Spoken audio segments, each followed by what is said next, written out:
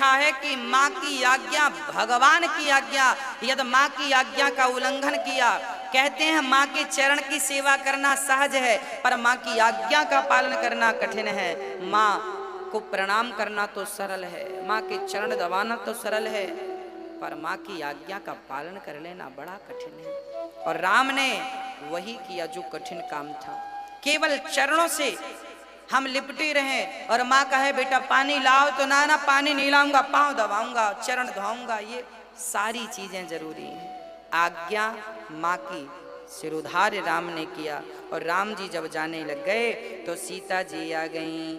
समाचार ते ही समय सुनी, सिए उठी अकुलाय, जाय सासु पद कमल जुग, बंदी बैठ सिरुनाय। दीन वशीष सासु मृदवानी, अति सुकुमार देखे अकुलानी। सीता जी ने कहा माँ मुझे भी आज्ञा दीजिए। कौशल्या बोली तुम्हें कौन सी आज्ञा दे दूं? बोले माँ पति जहाँ है वही पत्नी का स्वर्ग है, मुझे अपने पति के साथ रहना है। माँ मैं अयोध्या में क्या करूंगी अपने पति के सिवा? कौशल्या जी कहने लगी सीता मैंने कभी तुम्हें काम नहीं कहा, तुमसे कभी दिया की बाती खिसकाने को नहीं कहा, आज तुम्हें वनवास जाने की भला मैं आज्ञा कैसे दे दूं? हाँ जनक पूछेंगे कि मैंने तो अपनी बेटी को अयोध्या भेजा था और आपने तो मेरी बेटी को वनवास भेज दिया, मैं क्या मुंह दिखाऊंगी बेटी तेरे पिता को? बेटी तुम वनवास मत जाओ, 14 वर्ष बाद जब आएंगे आपके पिता तब आप मिल लेना। सीता जी बोली क्या परछाई कभी शरीर से अलग हो सकती है? माँ मैं तो परछाई हूँ और पत्नी तो वही है जो अपने पति की सेवा करे। पति जहाँ रहे पत्नी वहाँ रहे। इसका सीधा तात्पर्य यह है कि पति की खुशी में नारी को अपनी खुशी समझना चाहिए। पति गरीब है तो उसी गरीबी में जीवन। ससुरे पद पूजा, राम कह रहे हैं सीता सबसे बड़ा धर्म है सास ससुर की सेवा करना।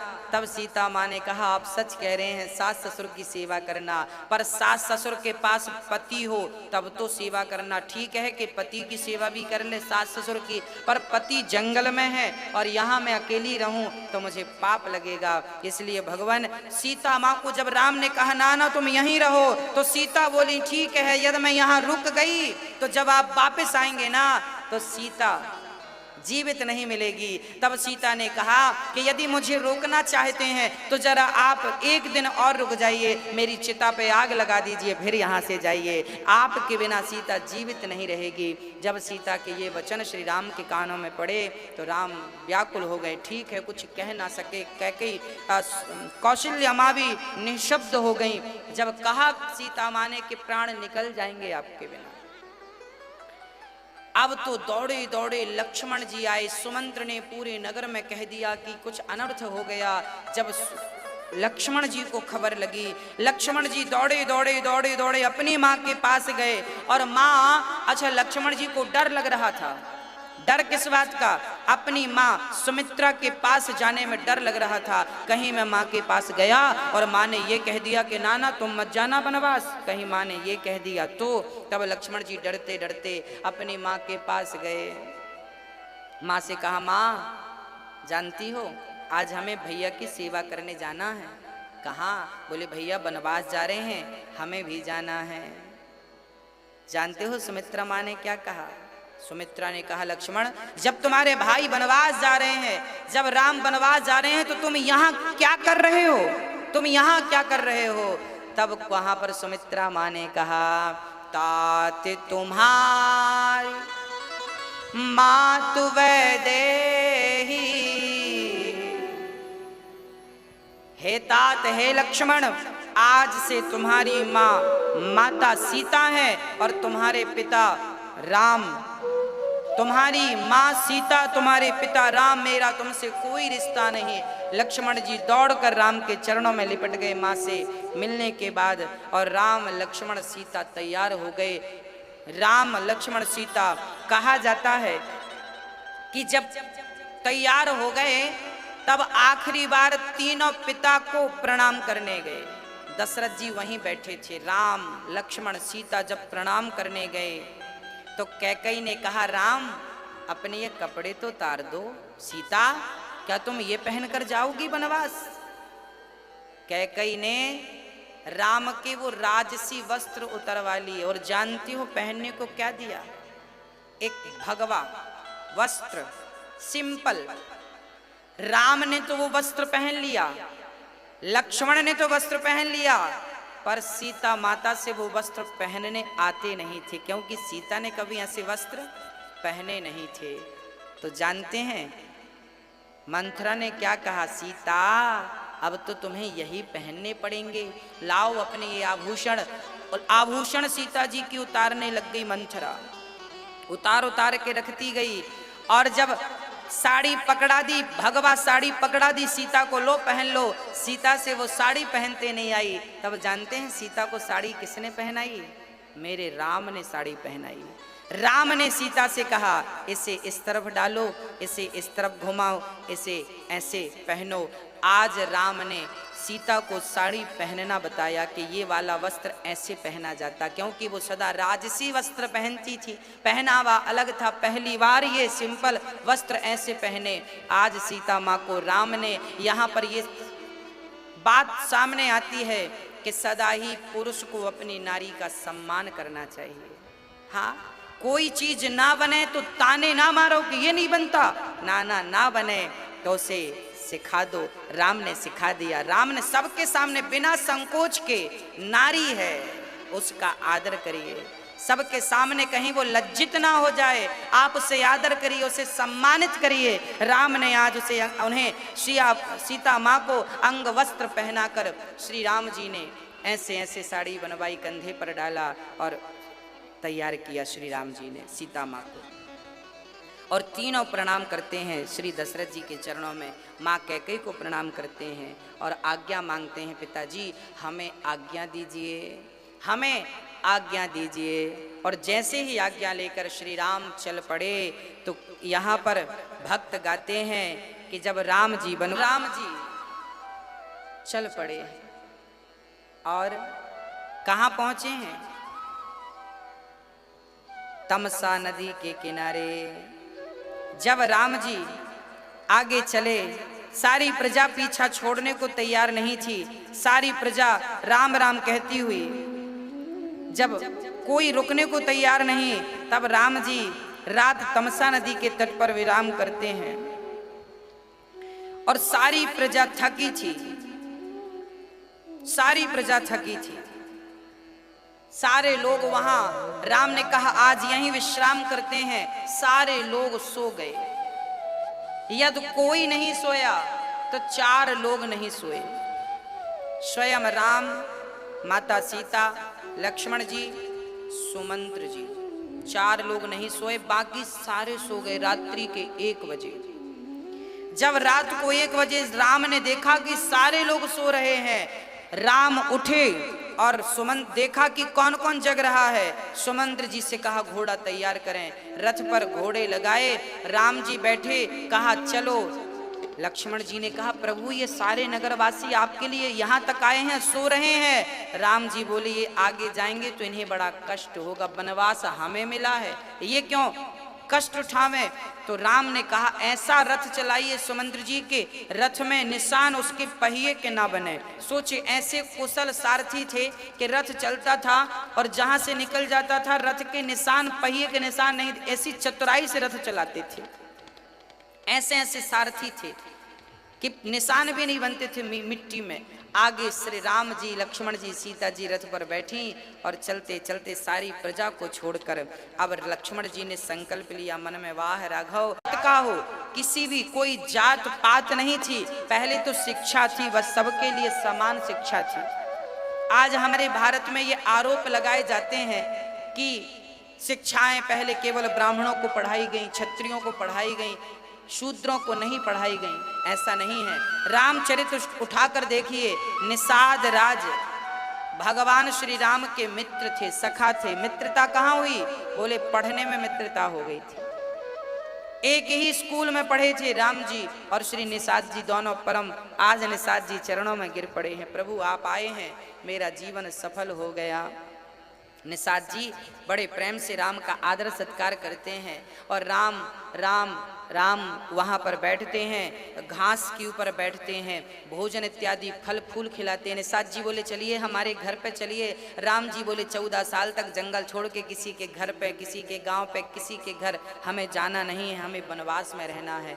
अब श्री निषाद राज जी राम जी की सेवा कर रहे हैं, उनको बढ़िया कंद मूल फल खिला रहे हैं और बड़ा आदर सत्कार कर रहे हैं। क्या हुआ जरा समझिएगा प्रिय भक्तों, आज निषाद जी भगवान को खिला रहे हैं, भगवान निषाद जी के हाथ से खा रहे हैं। अब आपका मन हो कि आप भगवान को खिलाएं, तो आप कैसे खिलाएंगे भगवान? क्या आपके हाथ से खाएंगे भगवान? कैसे खिलाएं? तो प्रिय भक्तों, मैं आज आपको बताऊं कि भगवान को कभी कुछ खिलाना हो तो भगवान डायरेक्ट कभी नहीं खाते, ना जाने किस रूप में। आज जो हम कलयुग की बात करें, आज भगवान किसी दीन दुखी के रूप में ही आकर भोजन स्वीकार करते हैं। एक चर्चा मुझे स्मरण आ गई। एक बार क्या हुआ कि एक नन्ही सी बच्ची रहा करती थी अपनी माँ के साथ, एक बेटी थी। माँ मजदूरी करती थी, मजदूरी करके जो पैसा लाती तो अपनी बेटी को कभी बिस्किट लेकर आती, टॉफी लेकर आती, और माँ अपनी बेटी से बड़ा प्यार करती। और वो दोनों माँ बेटी लड्डू गोपाल जी की, श्याम सुंदर की, मेरे राम की बहुत पूजा करती थी। एक दिन भगवान ने दरवाजा खटखटाया और दरवाजा खटखटा के चले गए। वो बच्ची दौड़कर बाहर निकली तो उसने देखा एक चिट्ठी बाहर रखी है। बेटी ने खोलकर देखा तो चिट्ठी में लिखा था, बेटी मैं कल तुम्हारे घर आऊंगा। बेटी बड़ी प्रसन्न हुई, माँ देखो भगवान आएंगे, और लिखा था मैं भगवान हूं। अर्थात वो चिट्ठी भगवान की थी, मैं भगवान हूं, तुम्हारे घर कल आऊंगा। माँ ने कहा बेटा जरूर किसी ने मजाक किया होगा, भगवान थोड़ी ऐसे आते हैं किसी के घर, हम तो गरीब हैं, हम तो पूजा भी नहीं करते, अच्छे से जानते भी नहीं है, हमारे घर कैसे आएंगे भगवान। उस बेटी को विश्वास था कि कहा है तो आएंगे जरूर। उस बच्ची ने कहा माँ चलो भगवान आएंगे कल, उनके लिए कुछ शॉपिंग कर लें, खरीद लें। घर पे न चटाई बिछाने को है, न कंबल ओढ़ने को है, मौसम ठंडा था, सर्दी का था। बेटी माँ के साथ बाजार चली गई। बाजार से बढ़िया आधा किलो बढ़िया मिठाई खरीदी भगवान के लिए, एक कंबल खरीद लिया ओढ़ने के लिए। अच्छा, उनके पास बचत के 300 रुपए थे, केवल टोटल 300 रुपए थे। 300 में आधा किलो मिठाई, एक छोटा सा कंबल, एक चटाई और एक छाता। पानी गिरने लगा तो छाता ले लिया, बाकी 50 रुपए बच गए। अब वो अपने घर की तरफ आ रहे थे, वो बेटी आ रही थी, तभी उसने देखा कि रास्ते में एक स्त्री खड़ी है जो पानी में भीग रही है। उसकी गोद में नन्हा सा बालक भी है और पास में एक पुरुष खड़ा है। पति पत्नी और नन्हा सा बच्चा पानी में भीग रहा था। ये छोटी सी लड़की अपनी माँ से कहती है, माँ घर जाओ जल्दी से, सामने घर था। माँ तो घर में चली गई। ये बेटी सारा सामान लेकर, छाता लेकर पहुंच गई। उस बेटी को लगा जरा इनसे पूछें तो सही कि ये बारिश में क्यों भीग रहे हैं। तो बेटी को दया आई, पूछा बहन जी आप क्यों भीग रही हैं। तब उस स्त्री ने कहा, बेटी हमारा ये छोटा सा बालक बीमार पड़ गया है, डॉक्टर के पास जाना है, परंतु हमारे पास इसकी दवाई के कोई पैसे नहीं, छाता भी नहीं है, हम इतने गरीब हैं। तब इस लड़की ने सोचा कि मेरे हाथ में मिठाई है, इस मिठाई की इन्हें जरूरत है, मेरे हाथ में छाता है, इस छाते की इन्हें जरूरत है, और मेरे पॉकेट में 50 रुपए बचे हैं, उस 50 रुपए की इन्हें जरूरत है। पर उसे लगा कि मैंने ये सब इन्हें दे दिया तो कल मेरे घर भगवान आएंगे तो मैं उन्हें क्या खिलाऊंगी। हाँ, तब उस लड़की ने सोचा कि भगवान कल आएंगे तो मैं उन्हें मना लूंगी, पर यदि इसके बच्चे के प्राण निकल गए सर्दी में और दवाई के बिना तो क्या वो भगवान मुझे माफ करेगा? नहीं।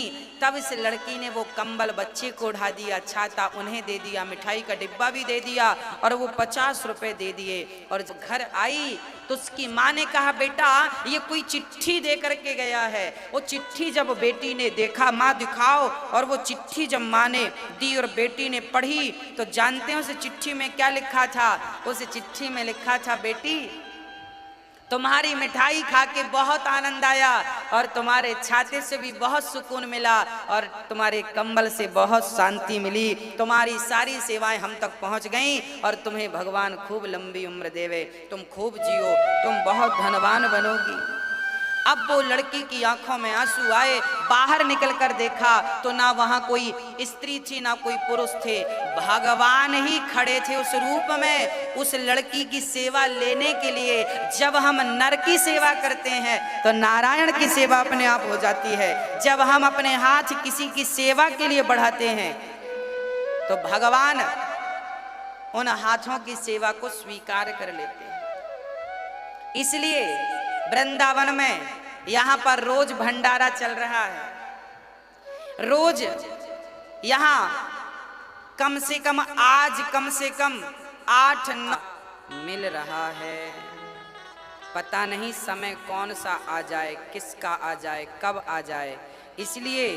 इसलिए हमें कभी समय का दुरुपयोग नहीं करना चाहिए। कहते हैं पुरुष बली नहीं होत है, समय होत बलवान।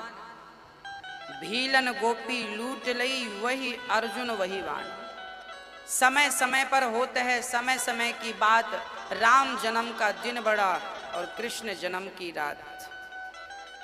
हाँ, इसलिए कहते हैं कि आप अपने आप को हर समय के अनुकूल बना लीजिएगा। यहाँ पर हम आपको छोटी सी ये शिक्षा जरूर आपको देना चाहेंगे कि आप अपनी बेटी को सारा काम करना सिखा दीजिए।